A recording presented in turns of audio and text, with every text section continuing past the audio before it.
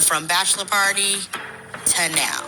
Brad, I want to tag you in right now. Uh-oh. So, what changes have you seen in Eris, and are you at all surprised? I'm really impressed with his ability to communicate how he's feeling, especially about you. That's the part that gives me the most hope for you guys. And you too. Just because you seemed a little closed off in the beginning, but now I'm seeing you individually blossom and grow into even more of yourself. So I think you guys are in a great space. So I have a question for you really quick, Kirsten. Do you feel that Shaquille's physical connection to you, is it still what it was in the beginning? For the most part, I do feel like Shaquille and I are still having a little bit of an issue as far as attraction, because I definitely feel like his ego was, a little damaged a little bit, and that kind of makes it difficult for us to grow together. Okay, we'll get more into that later. Okay, Kirsten, decision day is around the corner, and it definitely has you questioning some things about your marriage. Take a look at this clip. When we're together, I don't feel like we're having enough intentional conversations. When you say intentional, what do you mean? Like, where do we see this marriage going? Like, what are our plans after this experience is over? Like, our living situations, like intentional conversations like that, the real me. Like,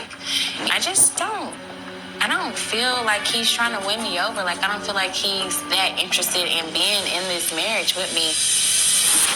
How did you feel after this conversation with your brother? I'm still feeling doubtful with this marriage because, Shaquille is just not giving me what I need. What does Shaq need to do to make you feel like he's trying to win you over? He really needs to show me that. If he wants to be with me, he needs to tell me that. It's certain things you can do to swoop a woman off her feet, hey, let's go to the movies today. Or call him and say, hey, how are you doing? Is your day going well? Just the small things. Yeah. Being intentional and being connected, it's all about that connection. Can I tell you that marriage is the small things? A lot of times we think it's the big things, the things we do, and the goals we accomplish together.